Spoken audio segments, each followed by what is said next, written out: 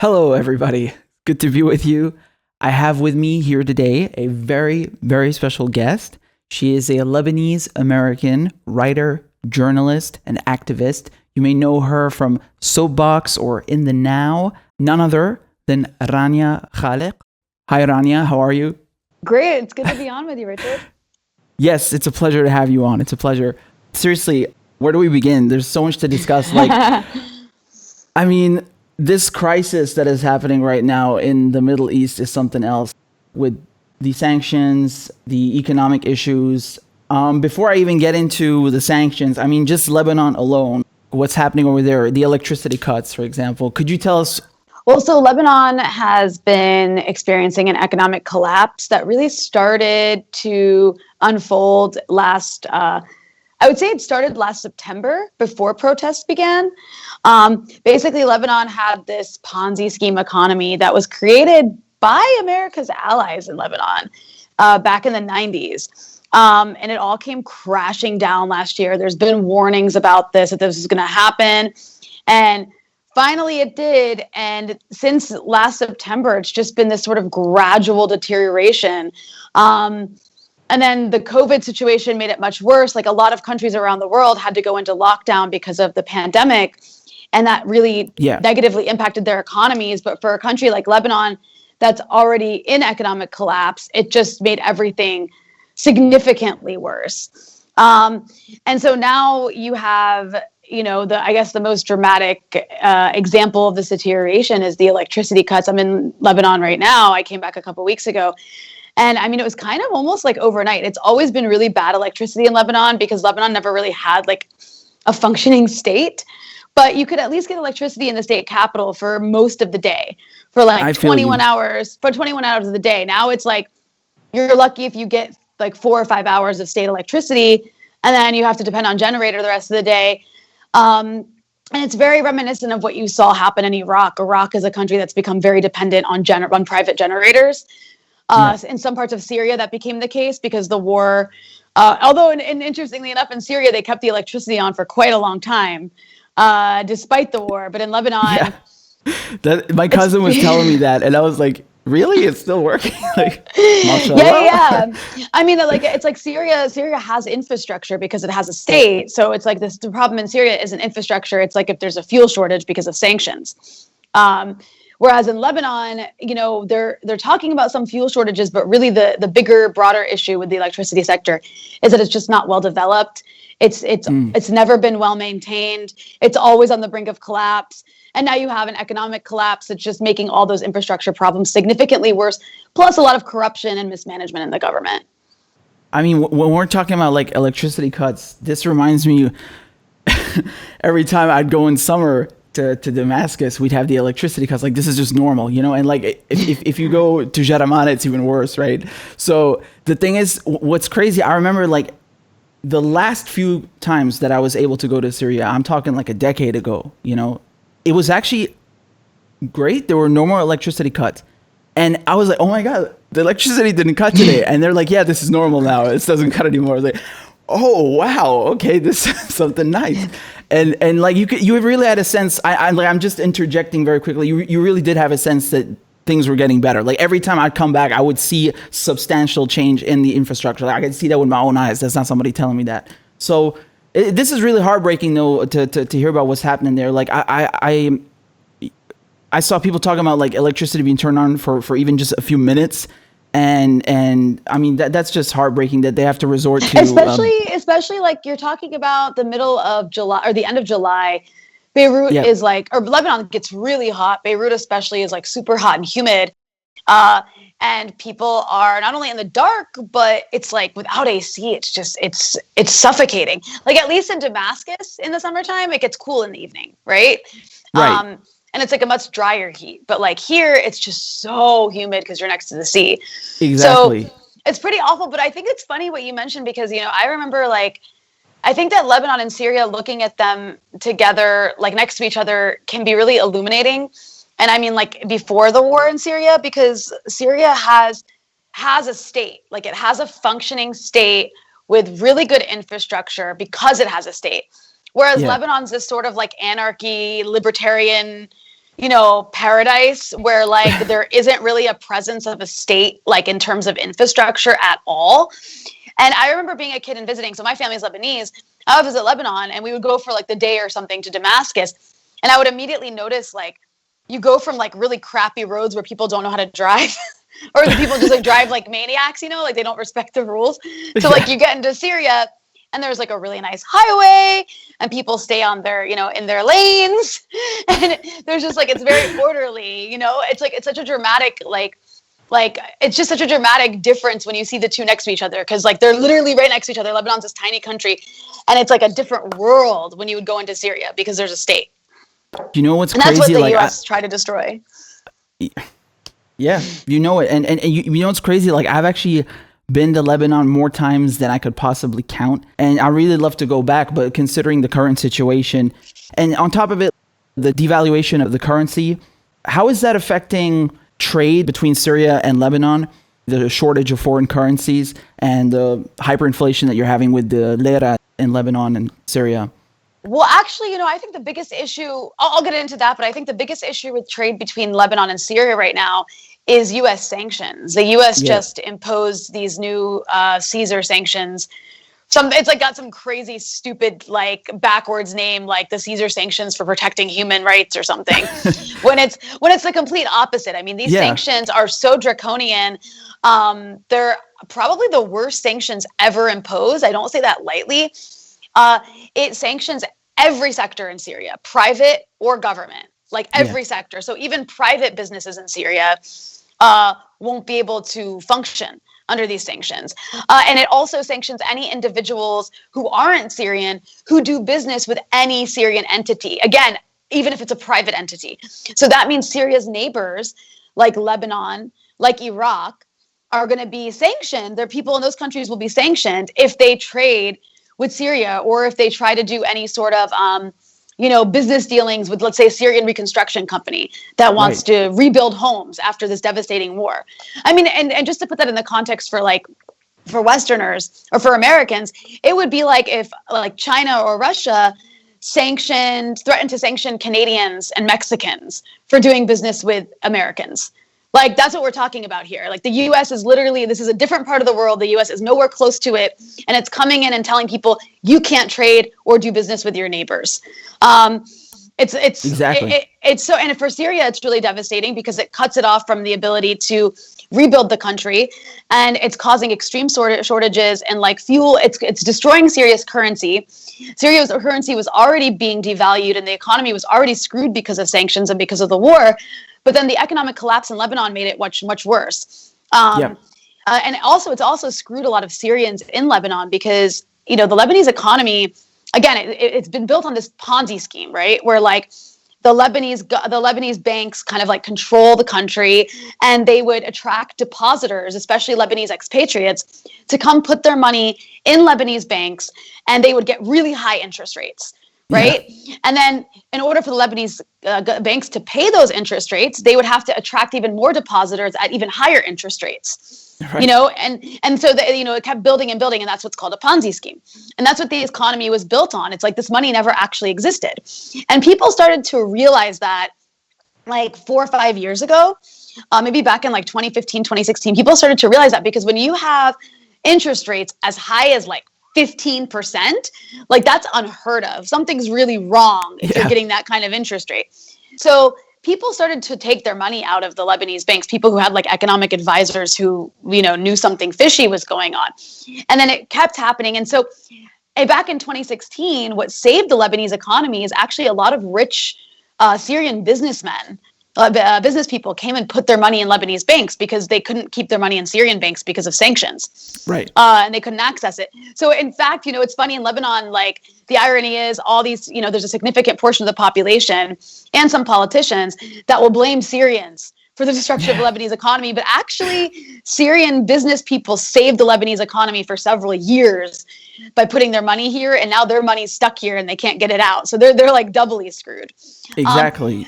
But what this means for Lebanon in terms of the devaluation of the currency, so everybody woke up to this Ponzi scheme. People started trying to take their monies out. This coincided with these protests back in October that began over the WhatsApp tax. You know, and these protests, of course, like some of them, you know, were a little bit hijacked by certain political parties, like anything in Lebanon. But there was obviously legitimate grievances among protesters here because they were pissed off about the situation. And then the banks kind of freaked out about the protests and their own dollar shortage. They started putting their own unilateral capital controls on small depositors. So Lebanese people weren't able to take their money out of the banks. And then that freaked everyone out. And they tried to take their money out and they couldn't. And it just like deteriorated from there. And so slowly, the Lebanese lira, as people started to realize that this money doesn't actually exist, began to devalue even more and more. And it got worse in the last few months. So just for people who don't understand, like the Lebanese lira has been pegged to the dollar at 1,500 lira to the dollar for the last like 20 years. Yeah. And that's the official exchange rate. But the black market exchange rate right now, which is what a lot of people are going by because there's such a shortage of dollars in this country and the economy is crashing, is around 7,000 lira to the dollar.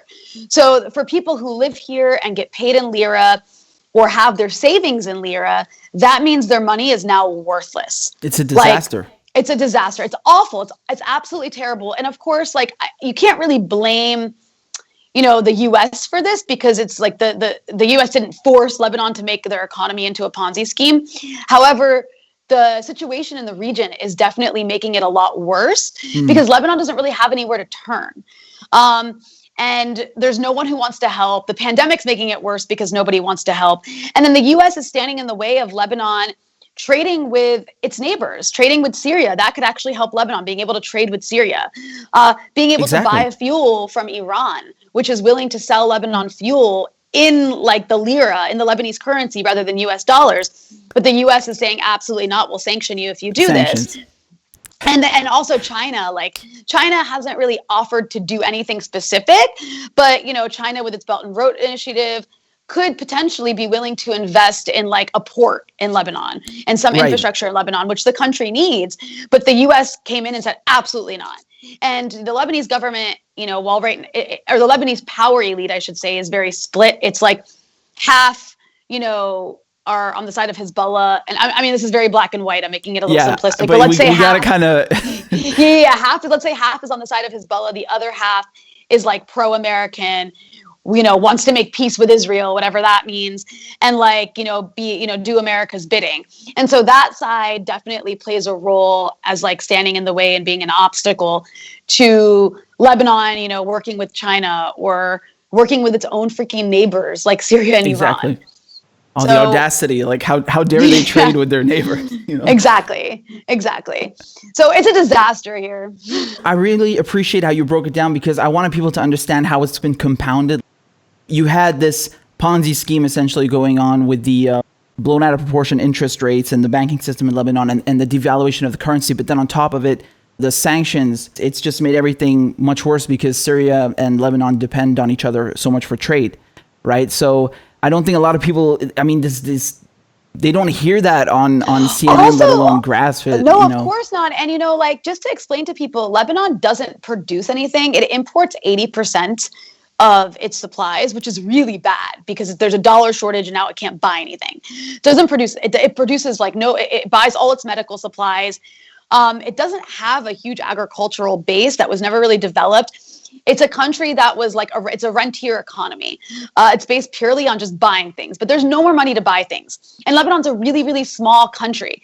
Syria, on the other hand, does have a productive capacity. It has factories that, you know, Syria used to manufacture almost all its medical supplies or almost all its pharmaceuticals. It grows food, you know, it has an agricultural sector. Of course, that has taken a huge hit because of the war and because of sanctions, but that capacity, the capacity to have a labor force and to have the infrastructure to produce things exists in Syria. And if you just got the U.S.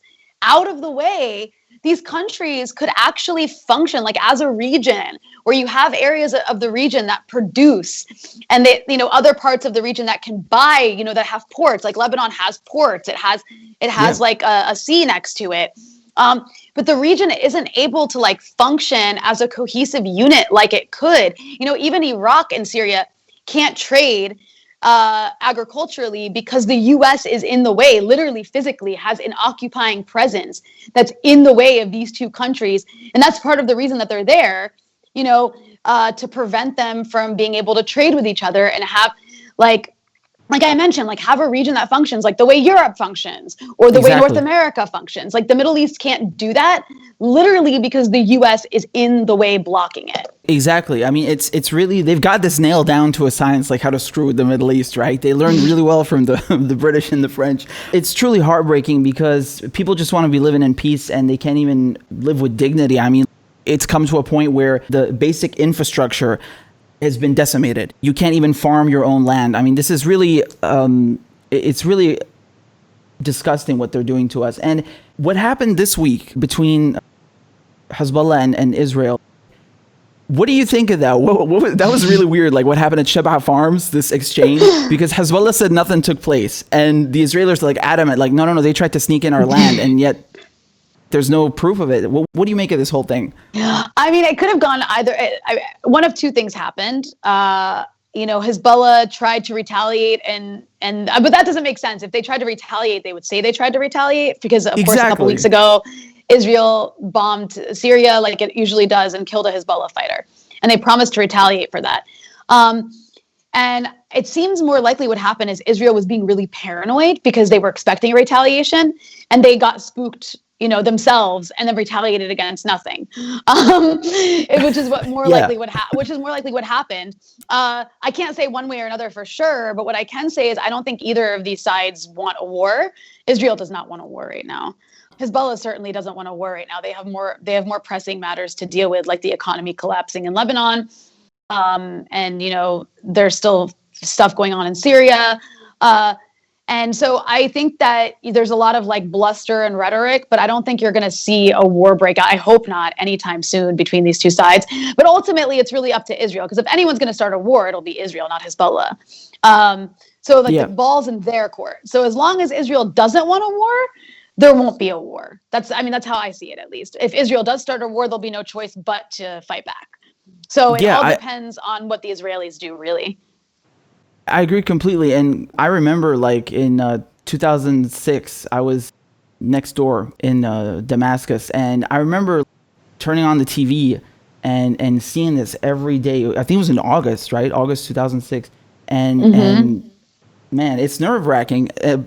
And I, like you said, I think that if they were really going to retaliate, they would have been proud of it. They wouldn't have like tried to hide it or do it secretly. So they say like, yo, this is a retaliation. They're not scared of Israel or something. And so that's why I found this whole story to be ridiculous. It's just really crazy how they continuously violate the sovereignty of Syria, of Lebanon, of every one of their neighboring countries. Freaking day, every day.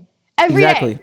They fly into Lebanon every single day. They violate the airspace repeatedly. They bomb Syria like all the time. It's just become routine, and nobody says anything about it. It's like it doesn't matter. The international community doesn't care. Israel can do whatever it wants. In the meantime, they're like trying to annex the West Bank, and like now there's some weird shady stuff happening in Iran, where you have all these like explosions taking place. It's pretty obvious that like the US and Israel are involved in that, and at some point we'll find out the extent of it. But in the meantime, it feels like Israel's kind of like the last several years, I mean, in the Trump administration, they've really gotten their way on so many levels. It's pretty depressing. I don't know if it would have been any different under a not Trump presidency, but they've sort of like the Likud party has gotten everything it could possibly dream of for the last 4 years. That's why I thought that they would try and hurry up with this annexation plan and get it done as long as Trump is in office. But, the DNC had their platform committee just a few days ago, and they just openly said, like, no, we're not conditioning aid to Israel. It's just they can have it. Yeah, they never will. I mean, yeah, maybe it's silly. That's true. I shouldn't say that they've gotten their dream, because they also got their dream under Obama. I mean, under Obama, you have like... it's just different flavors every time. Yeah, right? So it's ridiculous.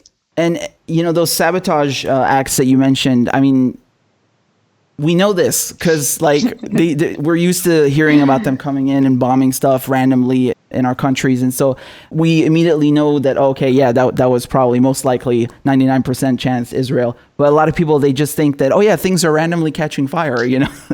Well, also even like we also know now that under the Trump administration, like a couple of years ago, they gave like new authority to the CIA to conduct offensive cyber warfare without any oversight or having to like provide any evidentiary basis for it. So there's a real it's very likely that that's also related to these explosions. It could easily be done with like some sort of cyber warfare technique to cause explosions at different plants. And also we know the US and the Israelis have people, you know, in the MEK, the Mujahideen al-Khalq, on the ground in Iran, prepared to carry out, you know, sabotage acts. So there's a lot of possibilities here, but in this case, it's pretty obvious that that's what's going on here. It's either the US or the Israelis, or more likely both, have some sort of involvement, and they're happy to take credit for it. The Israelis are like, you know, giving media statements, kind of like secretly taking credit for it, because whether they're behind it or not, they like that. They like being credited with like being able to sabotage the Iranians.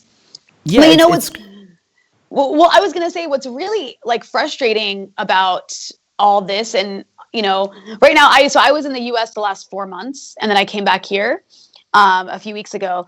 And what's really frustrating is the lack of concern from like the American progressive community about anything happening here, about what the US is doing. And I know there's a lot going on. I know there's a lot going on domestically in the US right now for people to like care about. And that's great. Like, I'm glad people are protesting police violence. That's very important.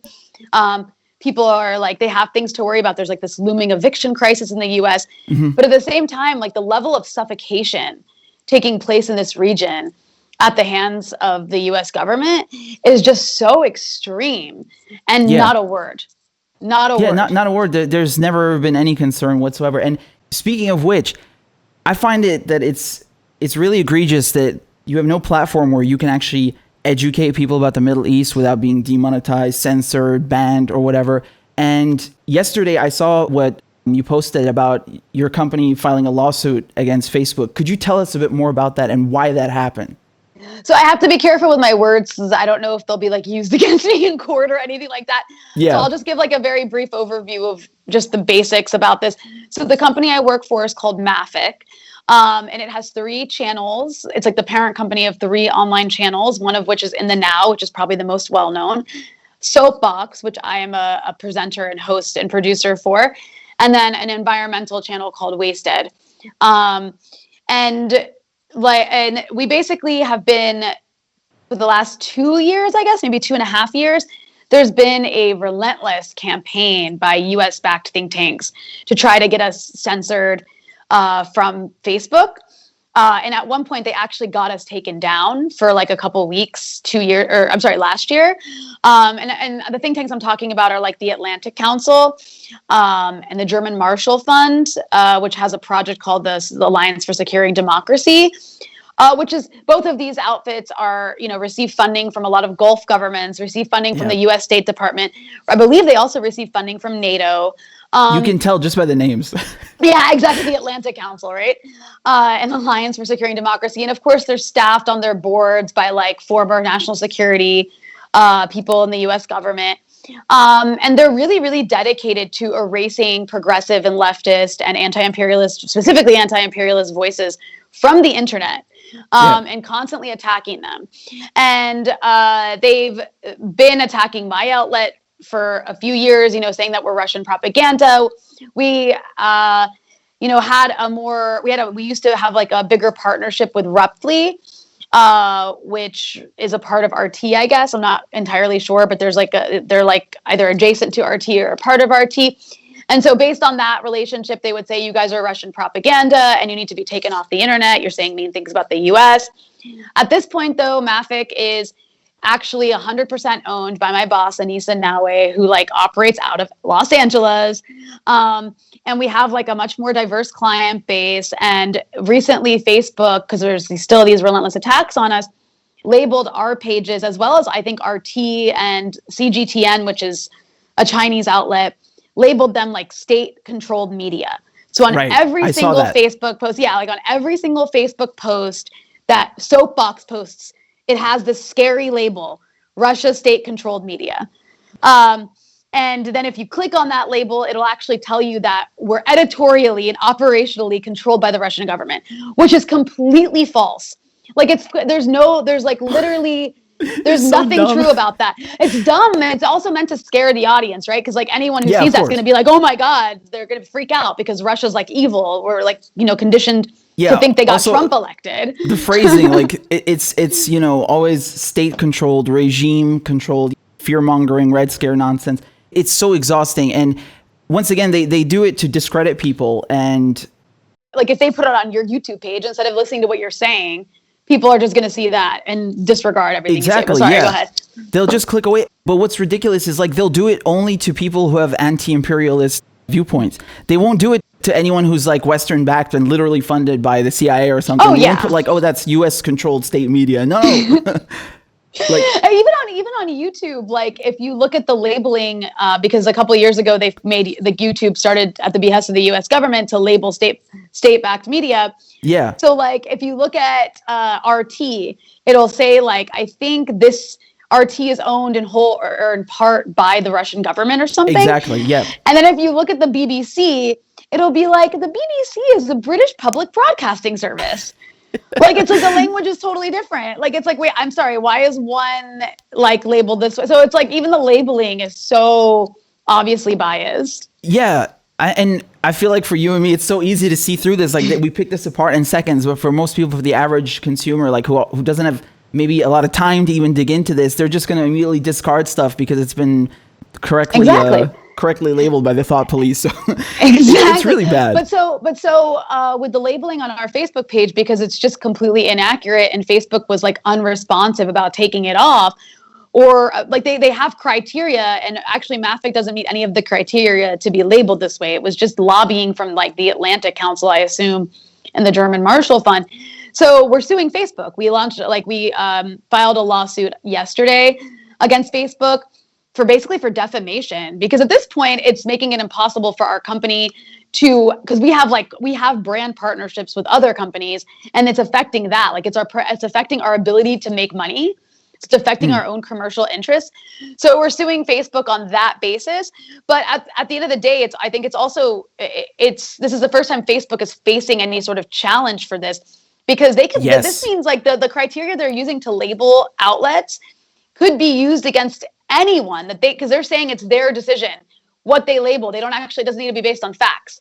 So they could literally label anyone they feel like it, like Russian state backed or Chinese state backed, without any actual evidentiary basis behind that.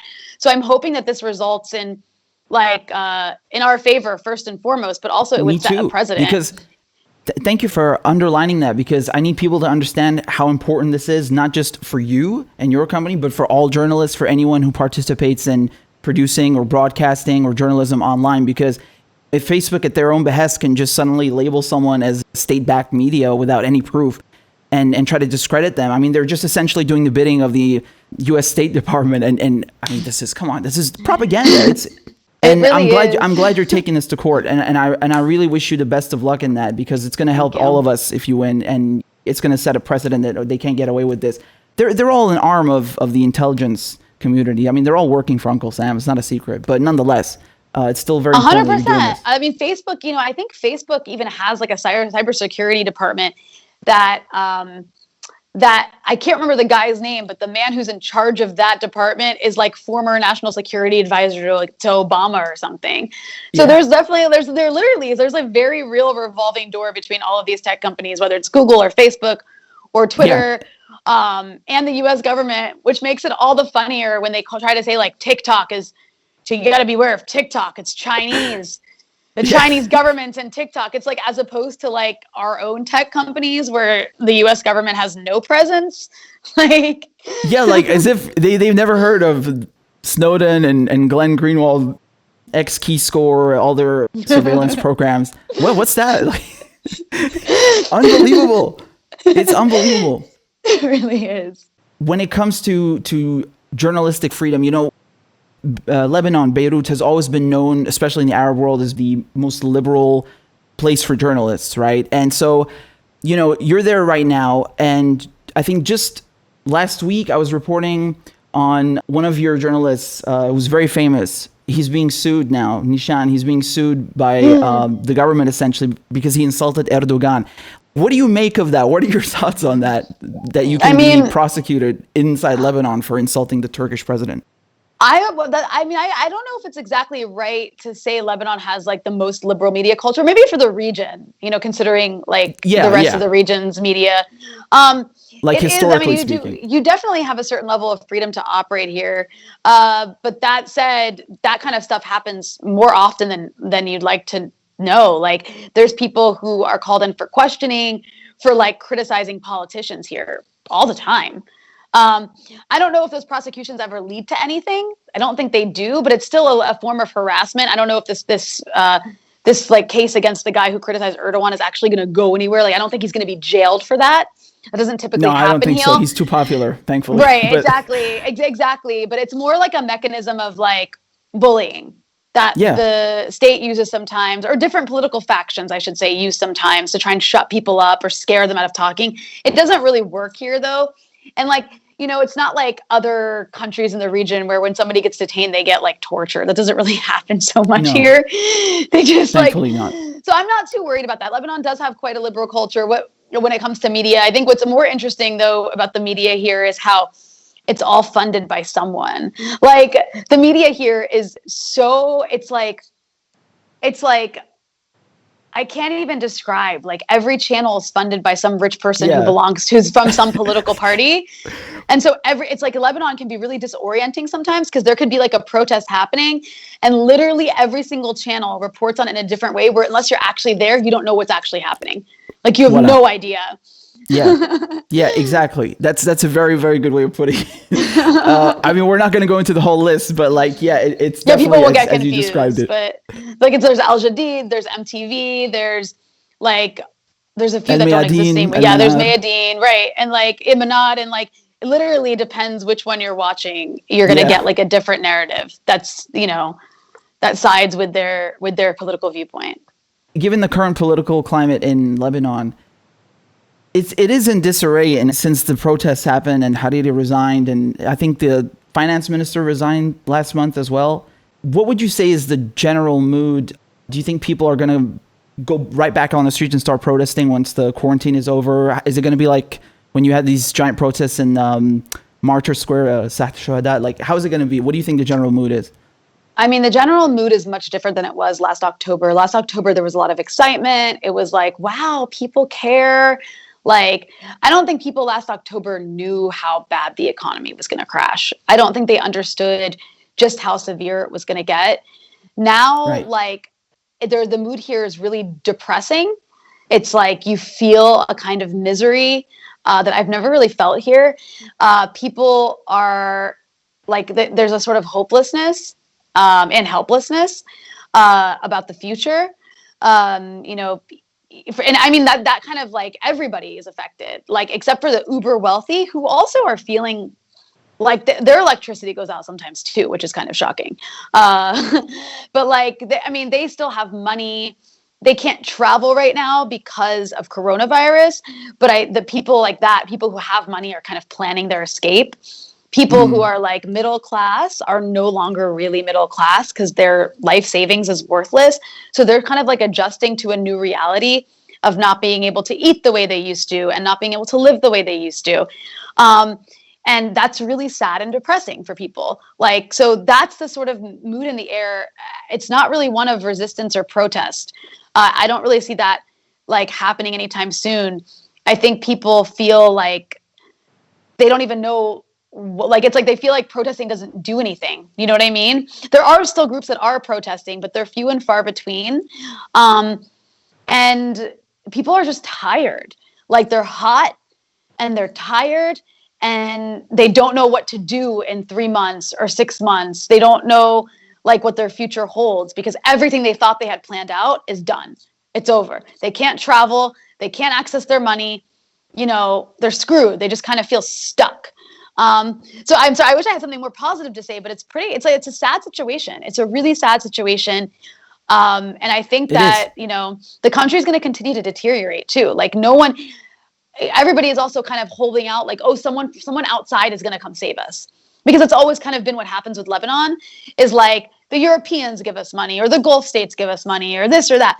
But no one's going to give Lebanon money right now. Like the Gulf states are actually experiencing their own economic problems. Even if they don't want to, but even if they wanted to give Lebanon money, I don't think they can. So, it's a really like depressing situation. And of course, because people here always assume there's going to be a war tomorrow. Now everyone's more scared there's going to be a war tomorrow. Or between who? I don't know. I personally don't think there's going to be a war, but there's also that mood in the air of like a fear of that war is going to break out.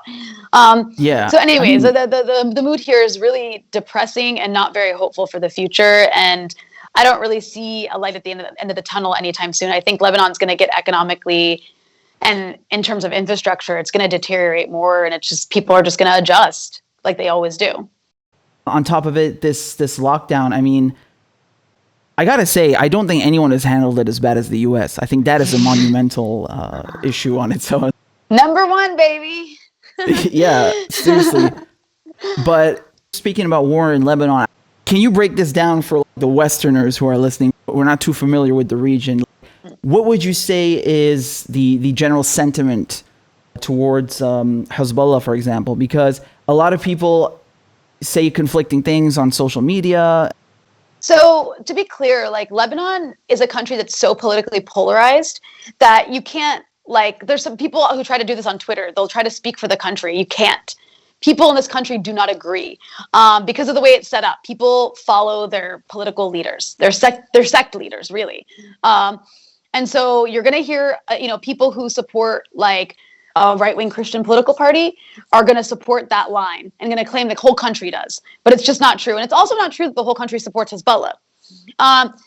The reason I say that is because I think it's important to understand with Lebanon that Hezbollah has a base that's very loyal and very committed and supports Hezbollah completely. And then the other political parties, like there's like right-wing political parties that are aligned with the U.S. who have their sect leaders. Right. They support their party no matter what. And they wholeheartedly believe that Hezbollah is the problem. And if you just take Hezbollah out of Lebanon, everything will be fixed. You hear this all the time. You hear that. That's always been the belief, though. It's always been politically polarized. I mean, even in the war in 2006, half the country thought Hezbollah was at fault. Even as Israel was just like bombing children, half the country was like, well, because they're not affected. They live, Israel doesn't bomb Christian neighborhoods. Like they don't bomb the north of Lebanon. They bomb the south. They bomb Hezbollah. They bomb areas that are supportive of Hezbollah or that are Shia. They bomb the part of Beirut that, is like considered Hezbollah's territory. They don't bomb Hamra. They don't bomb Ashrafi. So so you have a very, very politically polarized country. That said, in my opinion, the reality of the situation is that, Hezbollah hasn't been a part of the government since 2005. And the reason they became a part of the government is to protect their weapons and their ability to be a deterrent to Israel. The only reason Israel does not occupy southern Lebanon anymore is because of Hezbollah. Hezbollah kicked them out of southern Lebanon. And literally, like the way that is, and I don't think, Westerners don't understand this, the way that Israel occupies Palestine and the West Bank, that Israel literally used to occupy southern Lebanon. They had checkpoints. Their military was in southern Lebanon. Exactly. In just the same way they used to operate torture prisons, where they would literally torture people. There's you can even go visit them now. If you ever visit Lebanon because you're crazy and you want to travel right now, there's even former prisons operated by Israel and its local collaborators that you can still go visit now. So they used to occupy southern Lebanon. The only reason they don't is because of Hezbollah. So Hezbollah's existence is very important to Lebanon because if they didn't exist, Israel would take over territory and kick people out. So their entrance into government was solely to protect their weapons and ability to resist Israel. And so some of the criticism that Hezbollah receives about the economy, they probably, of all the different political parties, Hezbollah is the least responsible for this economic situation. That said, while they were in government, they didn't do anything to change it. They didn't do anything to make it better. They just kind of sat by and let it happen. They allied themselves with ML, another Shia political party, whose leader Nabih Berri is a part of the problem in this country. So there are people who feel that Hezbollah is complicit.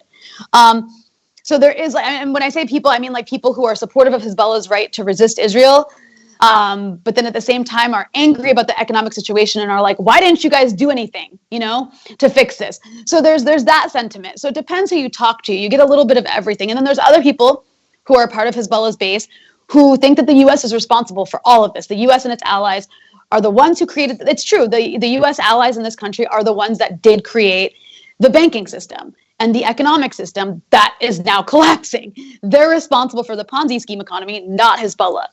And there's a strong sentiment among that crowd that like the only reason that, Lebanon can't get help from outside right now from the IMF is because the U.S. is preventing it because of Hezbollah. So again, it depends who you talk to in this country. It's extremely polarized. I can't remember exactly what your initial question was now because I've been rambling on. That was perfect. I wanted people to get a sense of how diverse, let's say, the political affiliations in Lebanon are, because I think it's important for people to understand the history of the occupation. 15 years they were in South Lebanon. I mean, even my parents, they served as UN peacekeepers in South Lebanon. On top of that, in 2006, once again, Israeli aggression. So Hezbollah have always acted as a buffer to repel Israel from not just staying in Lebanon, but even trying to come back. I think that's really important for people to understand. They don't get that perspective a lot. And Hezbollah also played a significant role in Syria in preventing the collapse of Syria. Right.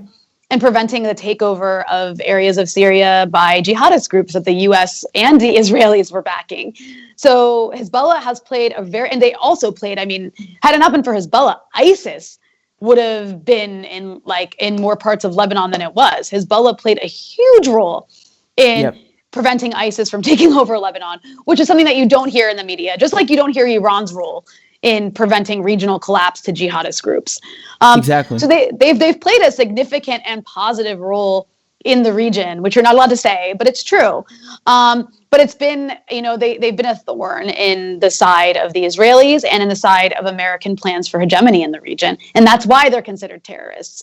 Not because they don't, when's the last time Hezbollah attacked an American? It's actually hilarious that Hezbollah is considered a terrorist group by the Americans. Like, Hezbollah literally fights ISIS and fights Israel in self-defense.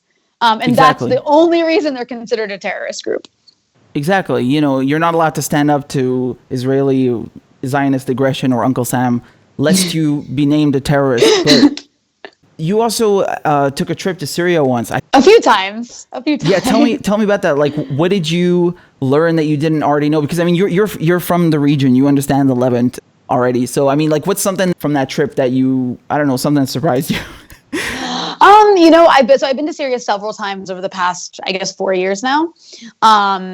And the first time was in I've been to Syria when I was a kid, but at post-war, the first time I went was in 2016. And what surprised me about each trip I've gone to Syria, each time I've gone to Syria is how people just try to live normal lives despite the insanity happening around them. And also what really shocked me too is I was watching the war happen over Twitter and from the Western media. And when you go to Syria, what you realize is how neglected, they want you to view Syria as Idlib. Syria is Idlib, or Syria is East Aleppo, or Syria is only these places that are being relentlessly bombed or have crazy jihadist groups in them. But actually the majority of Syrians live in government areas and they're normal people just like the rest of us. And they're just trying to get on with their lives. And I guess the level of normalcy and the presence of the state is what really shocked me about Syria. I'm wow, there's a war happening, but it's so orderly here. I know it sounds silly, but that's another thing that's always shocking about war is how just because one area has fighting in it doesn't mean it's everywhere. Wars, it's there's just in the US when there's protests, just because there's a protest in a few cities doesn't mean that's what the whole country looks like, right? And that's what also struck me about Syria is just because there's this fighting going on in Idlib or Aleppo, even in like the government side of Aleppo, which I got to visit in 2016, while the government was still fighting East Aleppo, people in West Aleppo and the government side were just trying to get on with their lives, and things were kind of normal except for when they were shelling, Yeah. So that's what kind of struck me. But what's also, been really sad is that each time I go to Syria, because it's always like a few months, like, I go 1 year and then I go the next year, or I go 6 months later, is every time I go, the people that I met the time before, like at least half of them left the country. And that makes me really sad, because it's like, it's just, they don't have a future there. It's like between the war, which even as the war is dying down, now it's the sanctions and the economic crisis. It's like, there's no future there. Like, and so by the US doing this, by the US punishing, because what these sanctions are doing is they're just punishing all Syrian civilians who live in government areas. And so it's making it impossible for them to have a future. So everyone tries to leave. And what you have is a place where like the communities are missing people, like, and it's like a brain drain. And it's like, it's just really sad, because you're depopulating a country by making it unlivable. Exactly. Yeah. You got half the population that left. I mean, even tons of my family, they're gone, and I don't think they're coming back. Like they're moving on with their lives. What are they going to go back to? Like, it's awful. I mean, there's still people who are stuck there. They're going to live there. They're going to figure it out. Life is going to go on. But like, I mean, in Syria, that was like, the last time I went, what really got me is how sanctions affect even what apps you can use in Syria. So like, now I'm hearing TikTok no longer works in Syria because of sanctions. So like when I was there, there was an app that I use called Slack. I'm sure a lot of people know Slack. People use it like usually with their offices or other ways too.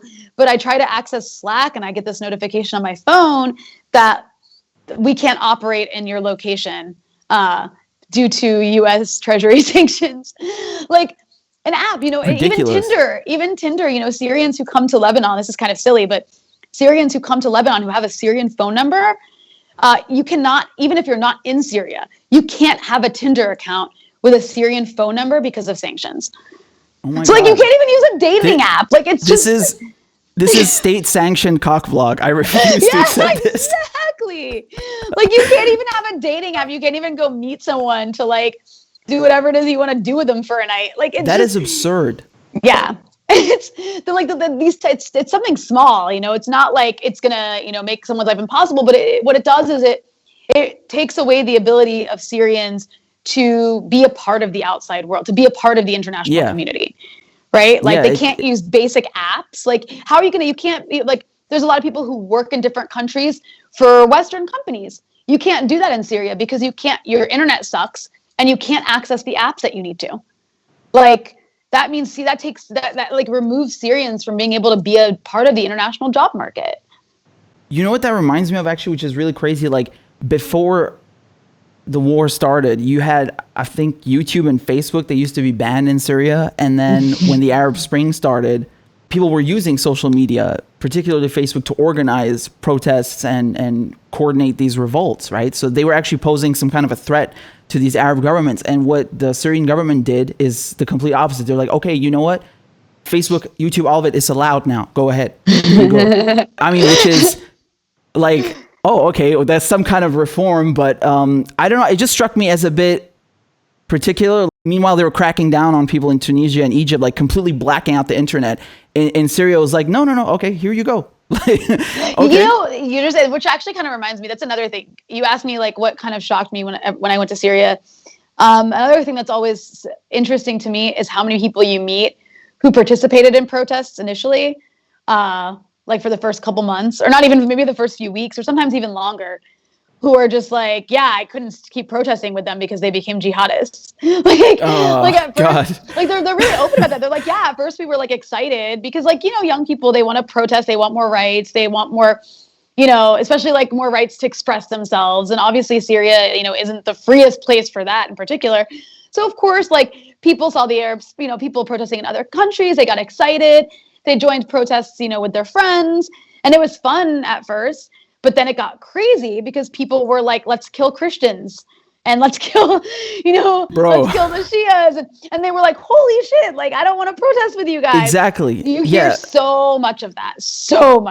Like, and it's like these voices are completely erased from the entire Western media narrative. Yeah, they're not going to tell you that. No. And that's something that I wish people understood more about Syrian society. It's very, very secular, not sectarian. You know, people get along really well with each other. This is something I'm really proud of. Like, I'm a minority in Syria, dude. Like, I'm a Syrian Christian.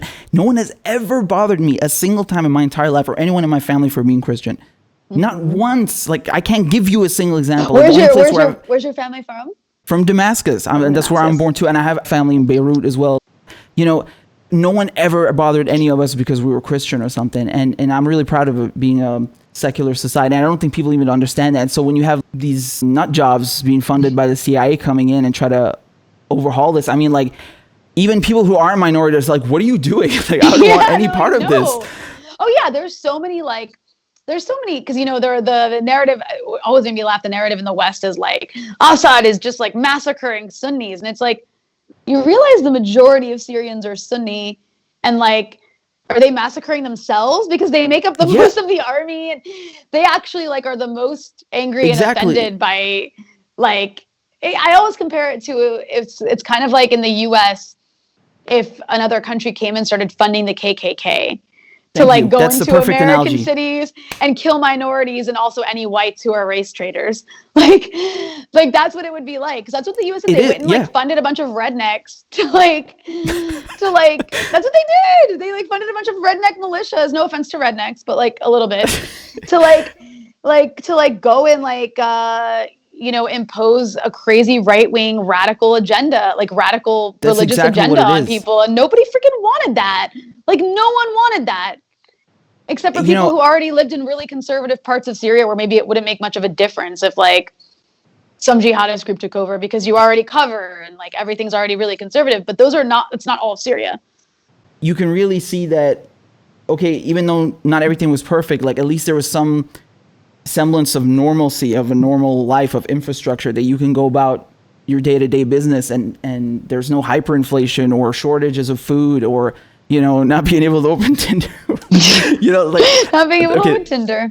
But you get what I'm saying? Like, and no one ever talks about that in the Western media, and it's very one-sided. Like, I even had somebody the other day try to tell me that Assad was killing Christians. I'm like, what the are you talking about? They always try to say that. They're like Assad's kill Assad. They like, whenever jihadist groups would like massacre Christians, they'd be like, it was Assad. He just wants you to think that the opposition's.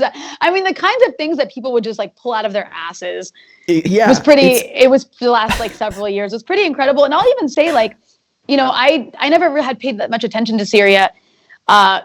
Not knowing about it makes it easier for you to sort of fall for like the propaganda line. So for the first few years of the Syrian civil war, I was like, wow, the regime is just like, I mean, wow. Like I believed all of that. Like I did. It was, I mean, even as my family was telling me the opposite, 'cause I do have family in Syria.